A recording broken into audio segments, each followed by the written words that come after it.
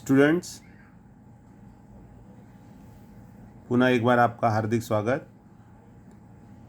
Last video में मैंने आपको सशर्त कथन को विलोम कैसे लिखा जाए वह समझाया और इस वीडियो में भी आपको स्क्रीन पर वह विलोम जो कथन बनाया गया है वो आपको दिखाई दे रहा है।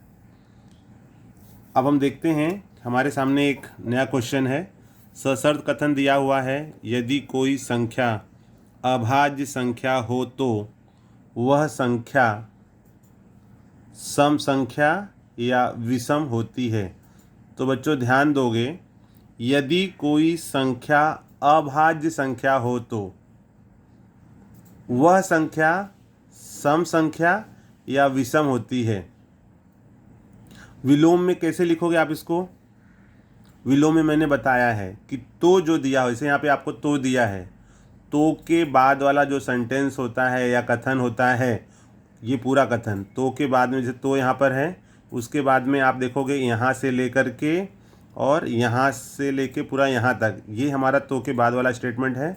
इसको हम उत्तरार्ध कहते हैं। और ये जो आप देख रहे हो, यदि से स्टार्ट हुआ है, यहाँ से लेकर के यहाँ तक, ये जो हमारा सेंटेंस है या कथन है, इसको हम पूर्वार्ध कहते हैं। तो जब हम विलोम लिखते हैं तो विलोम लिखते समय हमें ध्यान रखना है कि सबसे पहले हमें यहाँ पर जो उत्तरार्ध वाला जो पार्ट है उसको पहले लिखना है। तो देखो यहाँ पर दिया हुआ है, वह संख्या सम संख्या या विषम होती है। तो आप लिखोगे, यदि कोई संख्या, लिखा है ना वह संख्या, तो इसको हम क्या लिख सकते हैं? यदि कोई संख्या सम या विषम हो तो वह संख्या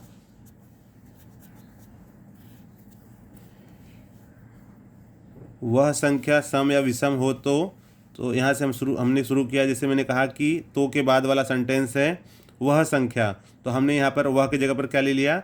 यदि कोई सम या विषम हो तो, यदि कोई संख्या, यदि कोई यहाँ पर आएगा बच्चों संख्या, ये जो सेंटेंस है यहाँ पर, यहाँ हो जाएगा संख्या। यदि कोई संख्या सम या विषम हो तो वह संख्या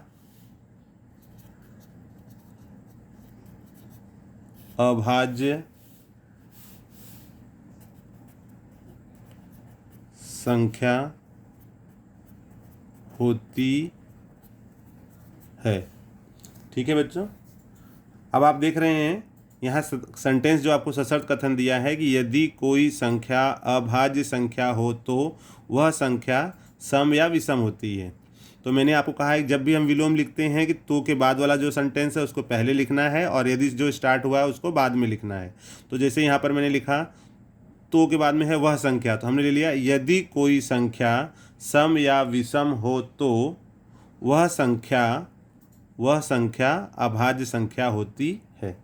तो बच्चों जैसे आपको मैंने कहा था कि सशर्त कथन अगर सही है तो विलोम उसका सही होगा, ऐसा जरूरी नहीं है। अब इसमें क्या है कि कोई अभाज्य संख्या हो तो वह संख्या सम संख्या या विषम होती है।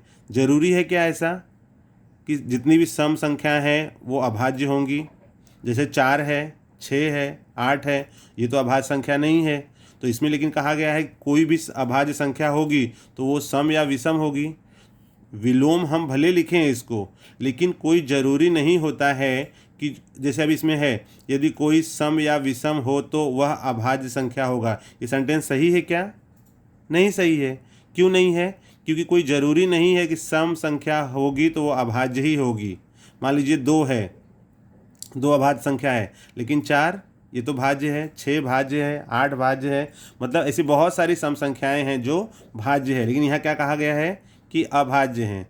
तो इसलिए खाली आपको ये ध्यान रखना है कि सशर्त कथन को हम विलोम लिखें, क्योंकि हमें कहा गया है लिखने के लिए, लेकिन ऐसा ज़रूरी नहीं है कि सशर्त कथन जो सही है विलोम में भी वो कथन सही हो। जैसे यहाँ ऊपर आप देख रहे हैं इसमें जो सशर्त कथन दिया हुआ है, जैसे अगर आप देखोगे तो यहाँ पे जो सशर्त कथन दिया है ये, इसका विलोम यहाँ पर हमने किया है, तो ये दोनों कथन सही हैं। लेकिन यहाँ पर सशर्त कथन दिया हुआ है, इसको अगर हम विलोम में लिखते हैं तो विलोम में इस प्रकार, तरीका वही है विलोम में लिखने का कि पहले तो के बाद वाली संख्या जो भी कथन है वो लिखना है, और फिर उसके बाद में जो आपको स्टार्टिंग का है वो लिख देना है। लेकिन इसमें खाली एक चीज़ ध्यान में रखना है कि जो ऊपर कथन दिया हुआ है विलोम में वो सही ही होगा, ऐसा ज़रूरी नहीं है। तो इस प्रकार से बच्चों विलोम कथन क्या होता है यह हमने इन 2 एग्जाम्पल के माध्यम से समझे हैं। अब हम आगे चलेंगे एक्सरसाइज 1.3 में, जो आपको विलोम कथन लिखने के लिए कहा गया है उसके एक्सरसाइज को हम लोग हल करेंगे, और यह हम अगले वीडियो में देखेंगे।